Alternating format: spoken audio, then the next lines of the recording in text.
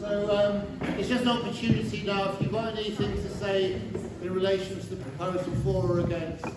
And what's your name? Carol will kind of point to you, and then if you could just sort of, you can either kind of stand up and shout or come to the front, it's up to you. Okay, well, this lady here had her hand up. Hello, my name is Sabrina. I've lived in Glastonbury for almost 30 years. You speak up again? Yep, well, speak it up! Yeah, go to here actually, so. Hello, my name is Sabrina. I'm a Glastonbury resident. I've been here for 30 years. In listening to the speakers, I wanted to say 2 or 3 things. First of all, I'm very grateful for a kind, intelligent, civilized debate about a very hot topic. I think that says a lot about us, and I'm really appreciative of that. Secondly, there were 3 different issues that were highlighted in the talks. One was protecting the land, one was an economic future plan, and one was housing. All 3 very dear needs for this town. Where I noticed that there seemed to be unity was in protecting the land. So my question to these chaps here is, has any exploration been done about a land trust?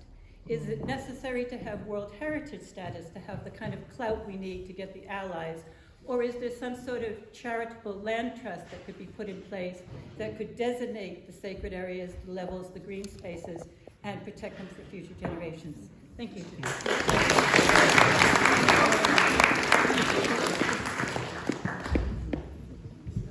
Thank you. Is there going to be an answer to that? Well, I think what we're going to do is just open it up to the floor first, and then perhaps at the end we can just pick up questions at the end. Otherwise, it's, I want it to be really open to the floor now. Do you want to come to the front so you can hear you? Yeah, sure. I'm Caroline. I've been here 11 years now, and I seem to have been doing things in all sorts of different levels of Glastonbury over that time. And just one thing that I picked up amongst everything else that I've picked up here is a slight inconsistency. I understood one of the speakers to say that it was the Abbey, when the Abbey went down, the tourists went down, the town went down. And I would like to say the town was thriving until Moorlands went down. Yeah. And I would like for that kind of input, I would like the concentration to be on finding another Moorlands, whatever shape, form, and how many of them. Thank you. What was Moorlands? Sorry, what was Moorlands? It's a local factory. In fact, it's the red brick buildings and all of that used to be full of people working. When that closed down, for varying reasons, which we don't need now, there was no transport for the goods that they made, and therefore town collapsed. A lot of people I meet that want Woolworths back. Okay, so like you said, there were 3 main issues brought up, but many other issues that come from that. But, so, I'd like to address what Lokabandhu said about May Glastonbury flourish. What does flourish mean? Does it mean economic success? Does it mean hotels and coachloads of tourists? Does it mean limited access to the tour or disabled lifts up the tour? What does make Glastonbury flourish mean? Or May Glastonbury flourish mean?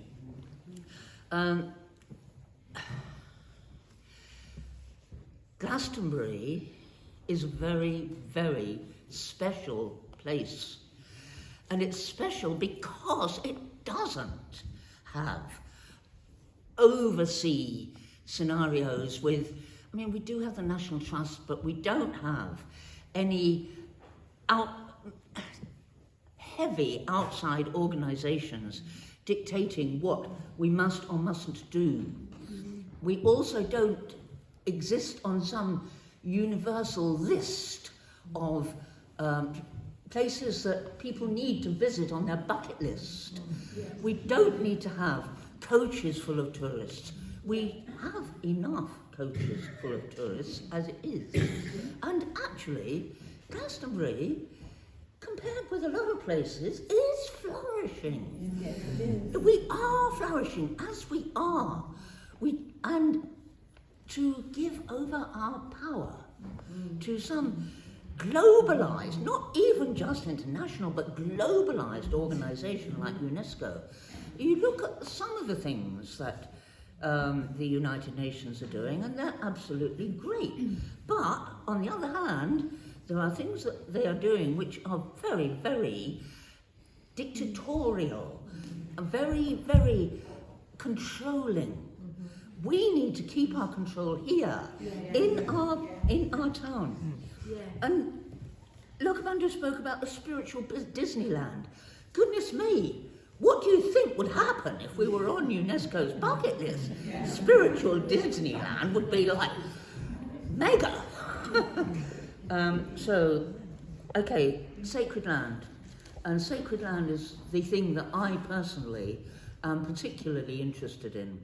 And I listen to Serena and I go, yes, I hear you, Serena. And John is also saying to protect the sacred land. But UNESCO is not the way to do that, in my opinion. I do not think that if we were to become a World Heritage Site on the UNESCO bucket list, that our spiritual land was going to be protected. No, we were going to be inundated with loads of tourists. And much as we do need people, it's quite right, we do need people to come, but people do come. They come for the Goddess Conference, they come for the Frost Fair, they come for Beltane, all sorts of celebrations which we organise, we put on, and they come and enjoy and they go away. And they've had a great time.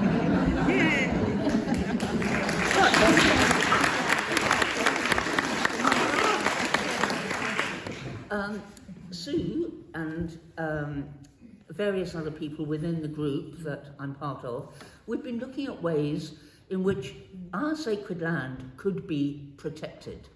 Now, one of the things that I think is important in this is to designate exactly where it is that we think the boundaries of this land lie, and to look at how we can develop some other way of protecting them.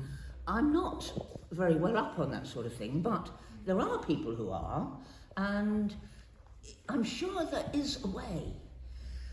I wish I knew what it was. I just want to mention gentrification, because gentrification is very much part of what a United Nations scenario might encourage. And I think if Glastonbury were to be gentrified, we would see, as has already been said, huge rising house prices and huge amounts of just sort of extra expenses all over the place. But the main thing is that they would get rid of those people who are really part of contributing to what Glastonbury energy is all about. And I don't think they all do, but many of the people who come here, like Chris, who came here as a refugee almost. Many people do come here as on that level of refugees and then realise what a sacred scene there is here and get into it and be part of it and benefit so much by it. And yet, if we, Just leave every, it's enough. Yeah. Okay, it's enough.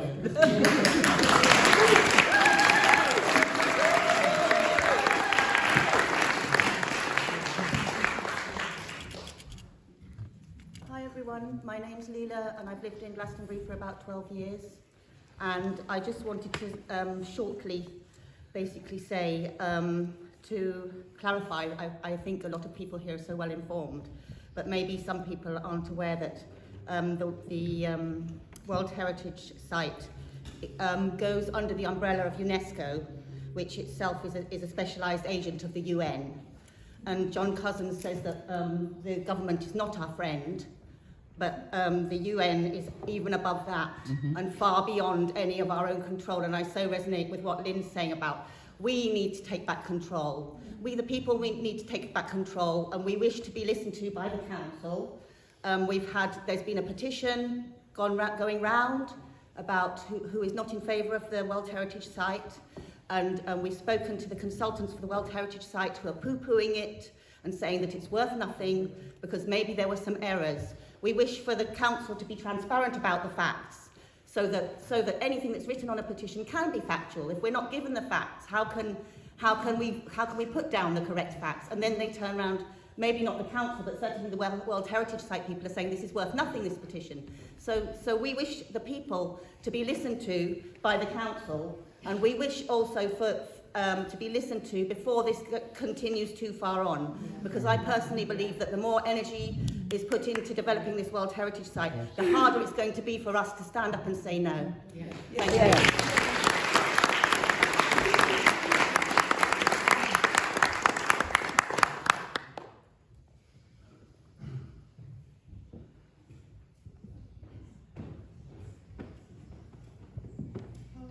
I've been here for 25 years, and I think lots of issues could be discussed, but the thing I want to illuminate, if you like, is the term social housing. We are doing a town plan, I believe. We do a social housing because I've seen it happen elsewhere. Places get very energised, they want to do this and do that, and they create all this infrastructure. But if you don't have housing for the people to do the work, the cleaners, the street sweepers, the security people, all of those people need the work, but they need somewhere to live. They can't travel an hour each day to come in and do a job that's on basic minimum wage. So I just want to encourage you all to try and keep that in mind and encourage a balance in the whole issue of how we support whatever comes through.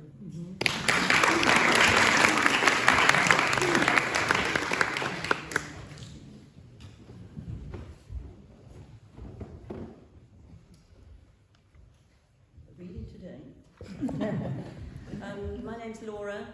I've been in Somerset for 14 years. I didn't do any research before I moved to this area, but I absolutely love it. I just think I was drawn to it for some reason. I help with the, what do I help with? The Glastonbury Repair Cafe. That's my thing, because I love the practical aspect, but I also love the social aspect. I find Glastonbury a very friendly place, genuinely friendly, and I like the practical aspect as well. And I feel we've come here together because so many were shocked to discover that the discussions had been going on for a long time and they weren't involved in them. They had the opportunity to go to meetings. People don't go to council meetings, they might think they're a bit boring. I'm sure that's not true. But we've come together now, and there's been more and more people at these meetings. 16 in the first one, about 40 at the next one, about 80 here, because I think some people have gone. So there is interest, and people were shocked to discover that this had been on the agenda. They were also shocked to discover the amount of money that has been put aside, and I wonder why it has to cost so much money, because we have often done our research, we are able to look up things and come to our own conclusion. Why does it have to cost so much money when money could be spent in the town on quite basic things that really need doing? But the thing is about us all getting together. I think there's a strength there. And if people aren't getting replies from those consultants, and I've written twice and haven't got a proper reply.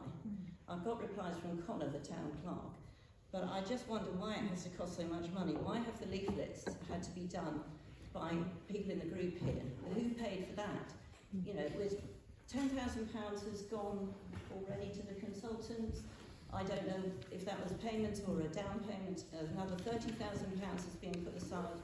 John wants to set up another working group, he said, at the council meeting. Who's going to be on that working group? This is good. When we get together and discuss things with each other in a calm, polite and peaceful way, it's really good. This is a good thing. Economy based on a single source, tourism, is not a good idea. Yes, we used to have lots of industries, moorlands and others people can name. We mustn't base it on a single thing like tourism. They talked about the right sort of tourist, didn't they, in that debate? Yeah. We could get the wrong sort of tourist. We need to be careful. So, yes, there is a... I don't think World Heritage Site will confer gravitas. I don't think it will. I think it will have the opposite effect, and I'm really concerned about it. And I think all that money should be spent on other things, and I think the council has an opportunity to upgrade their communication with the residents.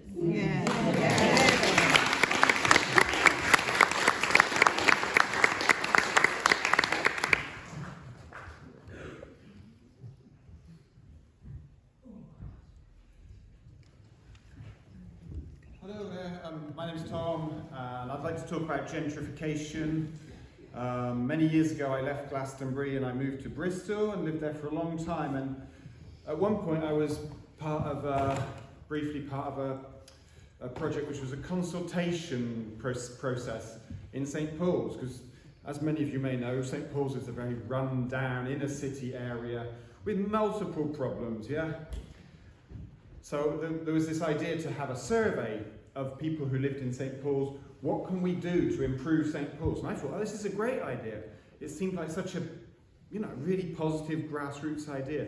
But one thing stuck out in my memory was this woman. She said, I don't want to make St Paul's better. If we make St Paul's nicer and look better and function better, we won't be, she was an Afro-Caribbean woman, we won't be able to afford to live here. Yeah. And for a long time, I also lived in St Werburgh's in Bristol. And this was a sort of fairly average area, but people had put in a lot of work to do really great things. They'd set up a farm, they'd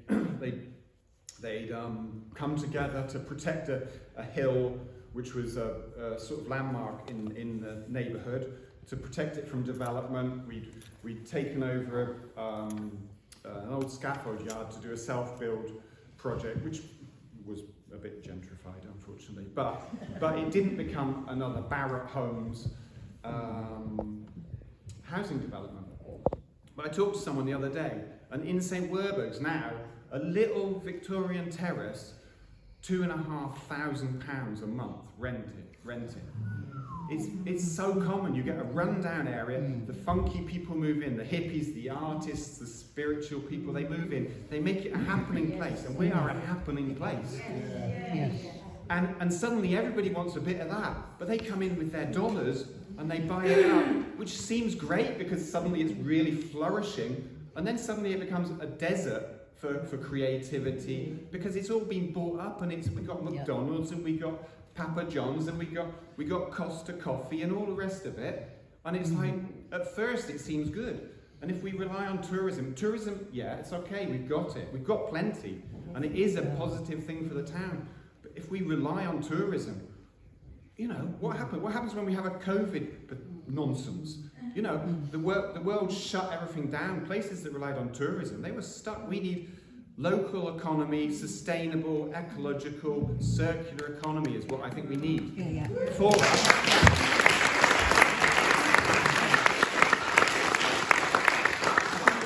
Come to Glastonbury and go, wow, look, it's amazing. We can do this anywhere. We don't need to be special, and take that away.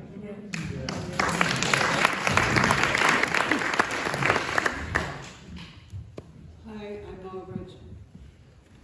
I started coming to Glastonbury in the 90s, did my goddess training in 2000, always dreamed of coming to this magical place, which was a bit weird, a bit seedy, a bit magical, but totally accepting, and everything was wonderful. I finally, after years of working my socks off, looking after elderly relatives, God knows what, finally got here 7 years ago. And I am absolutely horrified at the creeping gentrification and the artificiality. Glastonbury's playing at being Glastonbury. Oh, let's put it on for the tourists. I'm sorry, I know a lot of people here are genuine, but there is a lot of that about, and it really creeps me out. I feel like I could whiz back to the south coast if I could afford it, but I can't. But what really, really, really got my goat, and I think this is important, it's a slight tangent, but I think it's important. do we really care about the people who live here? Not long ago, all the travellers and the regular people who lived in vans were slung off Yes. around the Moorlands estate, and later Brettonall Road, where there was a settled, peaceful, happy community. A couple of bad eggs came and went, but that's in everything. And what really got my goat, as a disabled elderly person, my granddaughter and her boyfriend, who are travelling people who work incredibly hard. They do goodness knows what jobs, and they don't scrounge, they don't ask for money from the government. They work extremely hard. They moved down here. Within months, they were moved on. And every time they tried to settle, they were moved on. And now they've had to go as far as Bristol before they feel safe. And so I am left without any relatives nearby. And this is infuriating, and I'm sure I'm not the only one. And this, what really gets to me is a lot of people, I talked about it to a lot of people, and they don't seem to know, or they don't seem to care. And this is, you know, I feel, I mean, I know everybody here is genuine, but the prevailing attitude out there, people who perhaps live on the new estates say, so what? And it's not so what. You know, Glastonbury is supposed to be opening its arms to all the eccentrics, all the people who are so different, capable and different, yes, of all sorts. And I feel it's going downhill, and as I say, I'm repeating myself, but I think it's Glastonbury's playing at Glastonbury for the tourists. It's come to the point where I hate going into town in the high summer because of the crowds of these people. I know we need the revenue, but there must be some other way. I mean, Glastonbury is becoming dehumanised. It's becoming a joke, and this is horrible. And I don't want this to happen. I don't want to have to move away. I want to see a bit of a turnaround, a bit of human feeling. Great.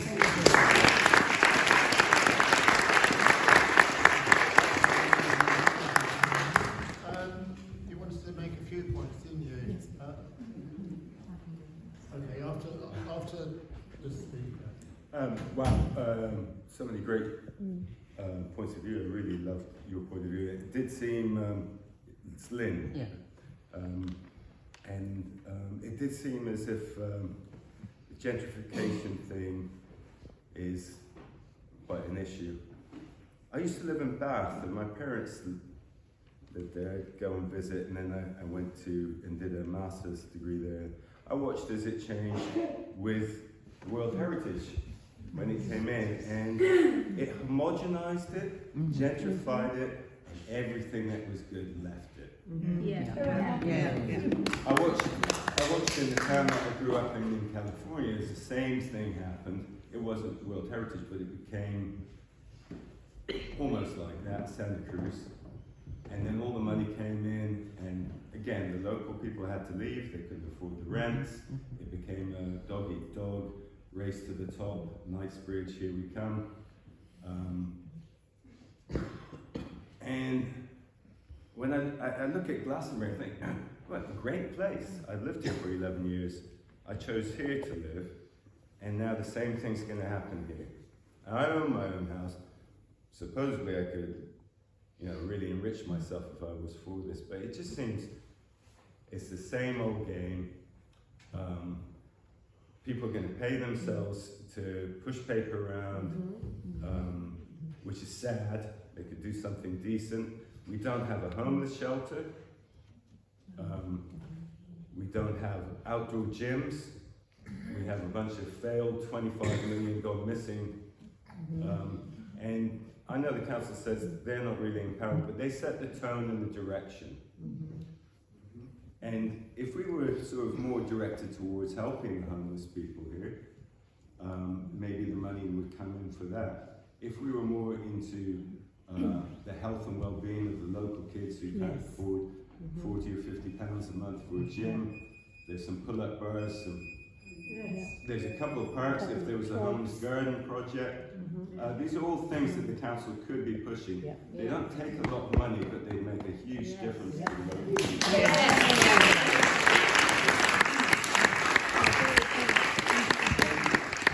Putting in some global institution to tell us what to do. Do we want that?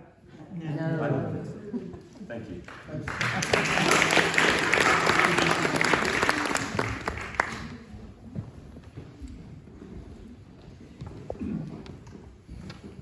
So I put a call out onto Glastonbury notice board for anybody who couldn't be here today and wanted to send in a question or make their views known. So I put a few things to read out. But I just wanted to say a couple of things off my own back. My name is Sidika, and I've been in Glastonbury for 4 years and been quite involved with the Stop 5G campaign, amongst other things. Just in terms of communication, there's a sign up going around, so if everyone could make sure that you put your email on clearly so that we can keep everybody informed what's going on, because there has been a very poor communication so far. Where is the sign up at this point? There's a board that's going round, so if everyone could make yeah, I think so, yeah. And also there's a Facebook group called Glastonbury World Heritage ? Or something. So if you're on Facebook, that's a really good thing to do, and we'll try and find some other platform that's not Facebook so that everyone can be on it. Also there's going to be, at the last town council meeting, talking about setting up an advisory committee or a working party. The town clerk at the end of the last meeting said that he and John Connor, sorry, that's not me, but John Cousins, would set up the draft terms of reference for the working party. I sent an email to the council to ask that actually the community are also involved in that setting up that draft terms of reference, because that will also dictate who will actually be in the working party, and that otherwise we could have a very skewed working party, because we need to make sure that everybody is well represented. So it would be like the Abbey Trust, the National Trust, but also have a really good representation of all the different aspects of our community. And then last week at the Frost Fair, several of us had quite long conversations with the consultants, and I spoke to Paul, and just picking out a few things. He was saying that UNESCO doesn't replace existing protection. And I think we've seen that there are various sites like Stonehenge, Liverpool, where the heritage status has not protected the land. Also that we could have a local referendum, and so this is something, because I think we've had petitions and things, but the problem is no one's been properly informed what the pros and cons are. So it is, you could say it's too early, but then again there's so much evidence of the destructive nature that the heritage sites can have that maybe we already know, and certainly I think a lot of us have that gut feeling that what we feel. There's also, interestingly, a lot of us have spoken about the spiritual significance of Glastonbury, and I asked the consultant about this, and that actually the spiritual aspect is not included in the World Heritage status, and there is actually a separate thing. It's called Safeguarding Intangible Cultural Heritage. Safeguarding Intangible Cultural Heritage, which is another convention in UNESCO. And also it's not just the Tor and the Abbey that's being included. There's also Pontus Ball, which Pontus Ball Dyke, which is towards Pilton, which is the edge of the. Sorry, Pontus Ball Dyke, which is the an earthworks near towards Pilton. Very near Edgerley. Near Edgerley, as you go out. And there's also the 11, I think it's 11 or 12 hides of Glastonbury, which is land tithed to the Abbey, and also the 7 sacred isles, which is Godney, Mere, and 5 others I can't remember. So actually, it's not all within the 4 wards of Glastonbury parish. So it's other parts of Somerset. So it's not just our local council that's involved, it's also very much Somerset Council. And it's a very convoluted, if we did have World Heritage status, it would be, the UK government defer to the digital culture, media and sport departments, DCMS, who then defer to Historic England, it used to be English Heritage. So it's and it all eventually reports back to Paris, to UNESCO. So it's a very convoluted thing. English heritage runs Stonehenge. Yes. Yeah.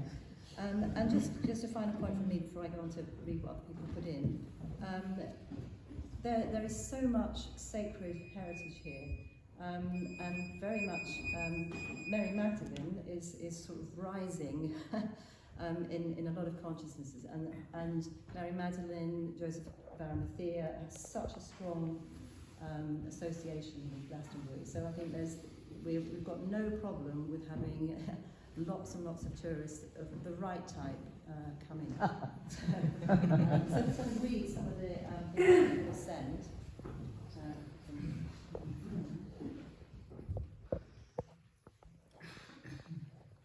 So I'm not sure if people are happy to have their names, so I'll just do them anonymous. So the first one, for me, one of the biggest impacts will be on a diverse and beautiful community. Visitors come for the Glastonbury experience. The bizarre characters are part of it. WHS would bring money, tourism expansion,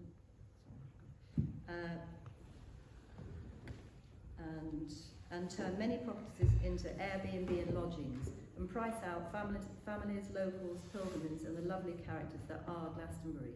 It would kill the culture adroitly. I believe, if you can emphasise this, right, and she's asking, are you placing profits over people?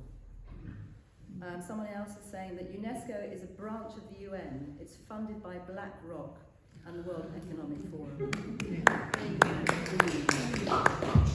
And it didn't used to be like this. You know, it's not what UNESCO was set up for, but now this is actually the reality. So we shouldn't be blind to this. And she is concerned that Glastonbury would be corporatised and just taken over completely. And then a message from Roy Proctor, he's happy to be named. I am sending this to you as I'm unable to attend the debate. Can you speak up a bit? Yeah, I don't want to ask a question, but I do want to make a point that I believe is central to this debate. You may know that I was the chairman of the trustees of the Chalice Well for several years. I'm well known to John Cousins and was a member of the Town Council's working group on 5G. I have studied and know at first hand the effect electromagnetic radiation has on damage to health, although this is totally ignored by officialdom. It's almost impossible for sensitive people to avoid it, so they don't go out to the shops or events. The point I want to make concerns what is Glastonbury for? It's been a signifier spiritual centre, at least since the first church was built in the 1st century AD, and possibly before that. It grew in prominence and wealth as a place of pilgrimage. The Abbey was at its centre and provided all the services to service their needs and grow wealthy in the process. Could you speak up a bit? And until Henry VIII grabbed it all. In more recent years, secular businesses have grown up. A number have since left the town. They've been replaced by what might be termed alternative shops and businesses. This and the energy of the place is what pilgrims have now come to experience. It is this that is the true purpose and value of the town and needs to be nurtured by the local community that has now replaced the function of the Abbey in a growing and modern diversity of spirituality and healing. Having key parts under secular international control will be a disaster and destroy an important worldwide spiritual centre. Please resist this proposal. And that's from Roy Proctor. Somebody else also concerned about the gentrification and what would happen to the traveller community. Yeah, a couple of points from me. So John Cousins has said to us that if we don't want World Heritage status, then we, the community, can stop it. So my question is, at what point can public opinion be formally sought, and how will this be done? Will it be a referendum, what kind of survey, or how will it be done? And at what point, how much more money do we want to spend before we make this decision? And the consultants have been paid 30,000 until the end of phase 1, which, well, that they will be paid 30,000 for phase 1 to the end of 2025. And they don't know how much extra the additional 4 phases would be because they don't know the scope. And then who makes the decision about whether to progress? And so, you know, how's that going to be done? And how is Somerset Council going to be involved? Can we stop now? I'll tell you for why. Yeah. Somebody from the seat, Sarah said, it'd be a good idea if there's just a brief chance for the people on the stage to round up before we go to a vote. It's 22 now. Yeah. So, you know, I think Thank you. Good, Yeah. good So say. it's- But also, if people, Yeah. I also feel if people couldn't get together to come here, then No, maybe, you know. it's people who are actually ill. They Yeah, desperately want to be yeah, here. but I mean, sick. all I'm saying Yeah. is, Yeah. you know, it's potluck, but Yeah. I think, you know, if we don't have this, do this now, we won't have time to get to the vote in 5 minutes.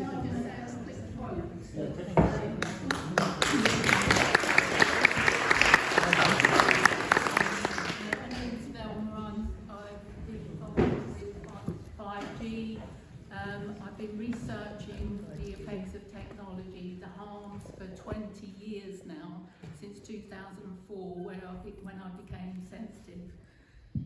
So in looking at this project, there's no question that it would involve 5G smart tourism. That's happening in Bristol and Bath, and we would be following that. And a quote from Martin Harriman, who is the executive chairman, says, METREC, millimetre waves, access and backhaul technology has been central to the successful delivery of the 5G smart tourism trial in Bristol and Bath. Do we want to follow that? And if you want to be electrosensitive, or you don't want to be electrosensitive, I would say no.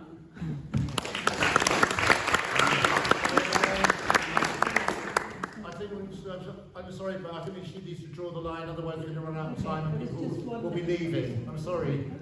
So what I suggest is that each one of us 4 has an opportunity just to round up the points that we raised very briefly, and then hopefully in about 5 minutes we have a show of hands for who feels that we should be proceeding with this bid, and then who feels that we shouldn't. And obviously we're not in the power to but we can at least express our point of view on it.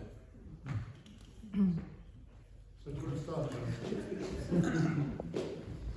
Thankfully, somebody gave me a bit of paper in the break, so I was able to make some notes. First of all, Glastonbury Town Council has not made any bid to anybody about World Heritage status.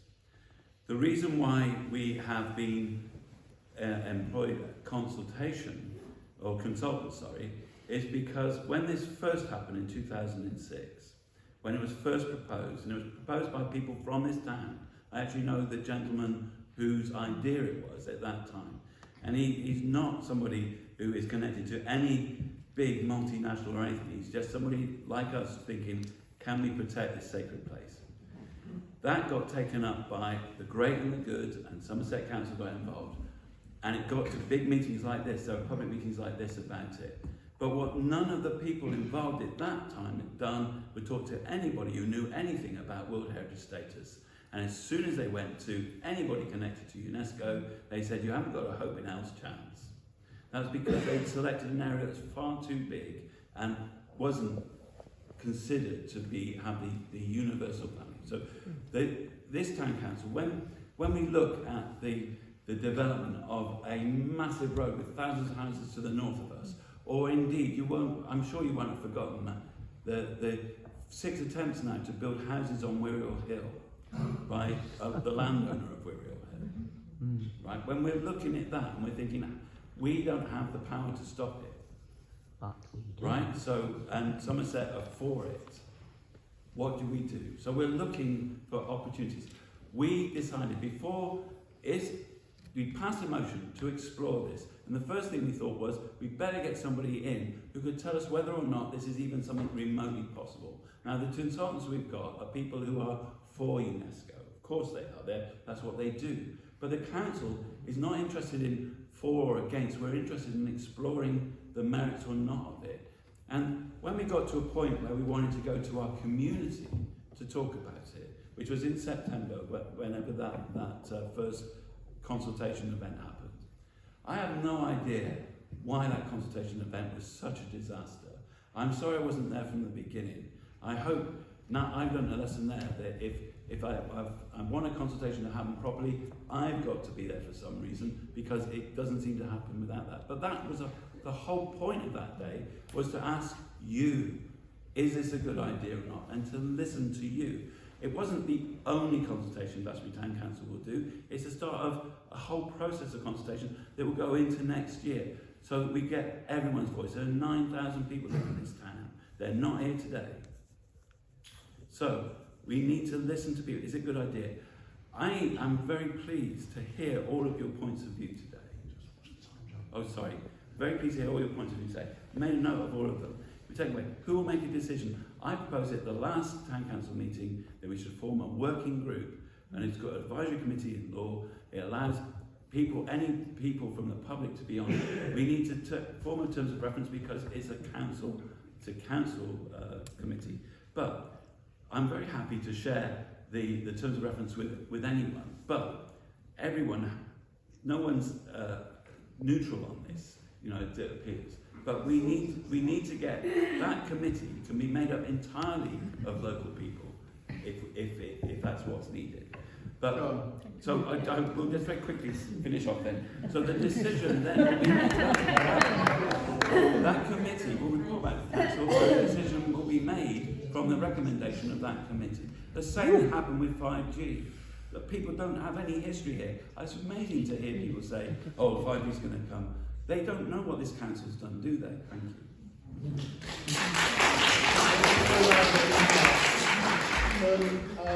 There's a song which goes, "I went 90 miles an hour down a one-way street," which I feel is what's going to happen is I doubt we get World Heritage Site anyway, but we're going to spend a lot of time and energy, sort of exploring the possibility, when actually I've hardly met anybody who can give you a really good reason for actually it happening.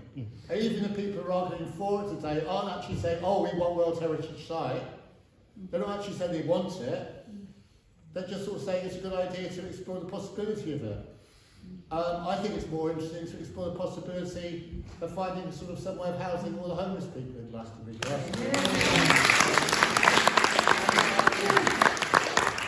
The last thing I'd like to say about it is this. It's all to do with direction of travel, and it's to do with, the way that politics works in this country is extremely hierarchical. Glastonbury, we've got an opportunity to do something differently here. We have enough people who are trying to be more awake, more loving, more conscious, to try and make a place which is actually reflects that growth in consciousness. There's a beacon. What's the point? We've got a whole world that's kind of like falling apart. People are really pissed off. They're getting into all these conspiracy theories. Why don't we kind of try and present, sort of, rather than the conspiracy theories which are all full of fear, an example of something which works a lot better than the mainstream system, so that people can see us as a role model. And we do have a genuine opportunity here with people like Serena doing, freeing up the land. Good on her. But if the council was going for a real creative bottom-up thing of asking the people what we need, what we want, and then putting all their energy into actually working, with the council to go for what we want. We've got Labour governments in power now. They're promising more housing. We should pushing, them to actually start to build and social fewer housing planning again. constrictions. Rather than these Mickey Mouse Legoland housing estates, which are just bringing in people who want to commute Taunton or to Yeah. Bristol. Mm-hmm. So that's really what I want to say, but I mean, I feel it's a dead-end street, and the sooner that we kind of stop exploring it and wasting money on doing it, the sooner we can actually sort out our genuine priorities.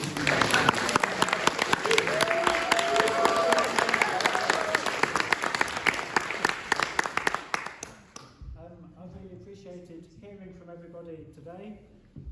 My personal opinion is that we should continue exploring it because we don't yet know enough about the benefits or issues we'd have to solve to knock it on the head. The two main issues I've heard of is we want to preserve Glastonbury's specialness, including the land, and we want Glastonbury to be prosperous, whatever that means going forwards. I was going to say something and I've forgotten it.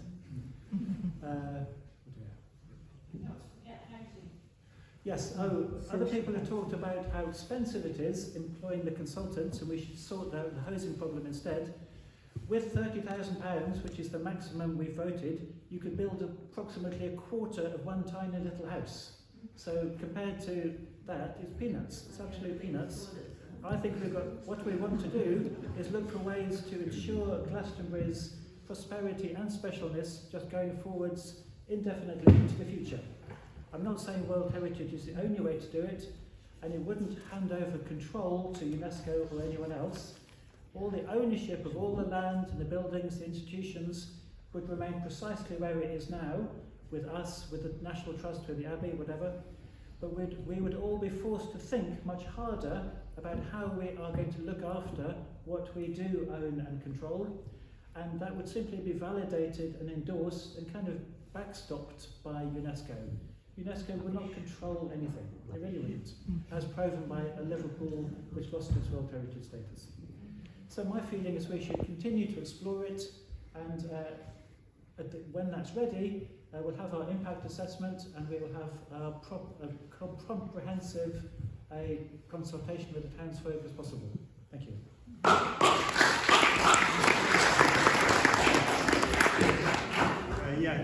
I just have to say I'm completely baffled by the response of the town councillors generally. Whenever any of us have spoken to them, we get this same speech about how this is great. So we have a continuing feeling of just not being listened to no matter what we say. We've heard all sorts of people saying things, not getting heard.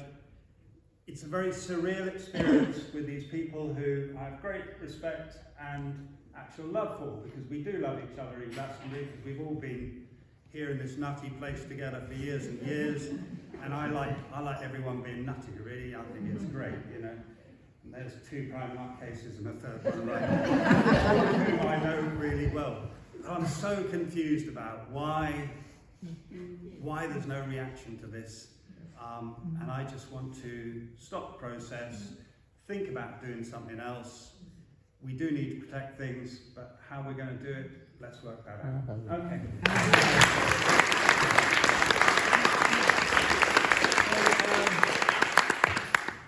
I think we've heard really from the floor, you know, basically I can't think of anybody who's actually spoken for the World Heritage thing. But there might be loads of people sitting here who think it's a brilliant idea, but they've just been too shy to speak up. So I think what we could do is just have a quick show of hands, and this is a simple question. Do we want to continue to pursue the proposal to make Glastonbury with the World Heritage Site? Would be yes. And if we do not want to proceed with it, we want the whole thing to be stopped now, you know, stops in its tracks so we can focus on other needs, then that will be no. So I'm asking for a show of hands. Yeah, but I think we're asking for a binary vote. The word pursue is quite a slanted word. Explore is more open. Okay, let's use the word. If people want to continue to explore the possibility of a World Heritage Site, vote yes. And if they want the whole process to be kind of stopped ASAP, then we'll vote no. I mean, is everyone happy with that as a kind of as a fair question? So. It's a question of how long to continue to explore it. Well, it's not. What we're doing is we're asking the people whether they want it to stop now. Okay?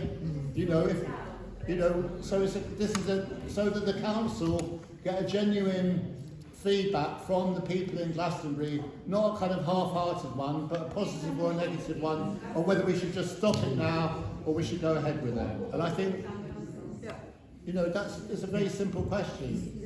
Yeah. I mean, and then the council can ignore us if they want to. Would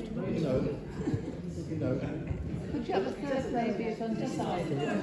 And we'll also, for people that are undecided, we'll have a third option that people could be undecided or abstain if they're not sure.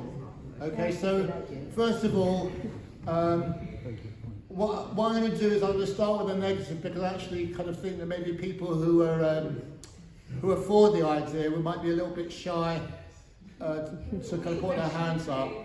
But, huh? Well, I haven't really heard any aggression, to be honest, but, Just do the vote. So, okay, who would like to see the...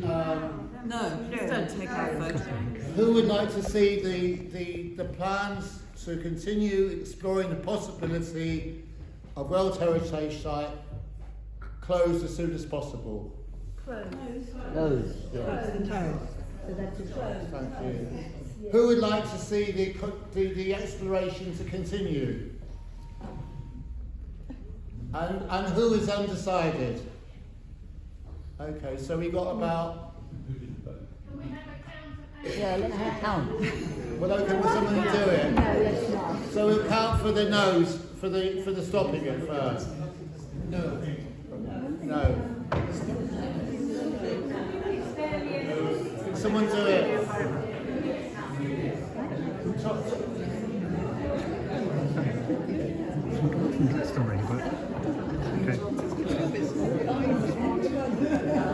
Is anyone doing it? Yes.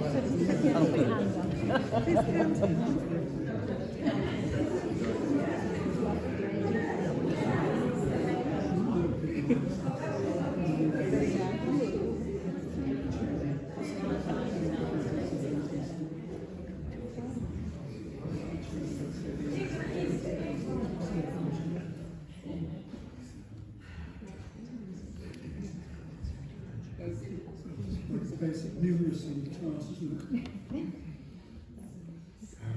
Keep your hands up. How are we doing? Whose muscles are on? How are we doing?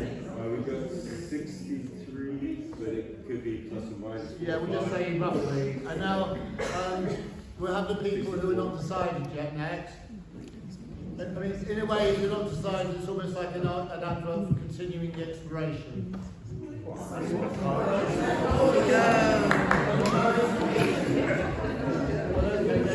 What's the issue? I don't know.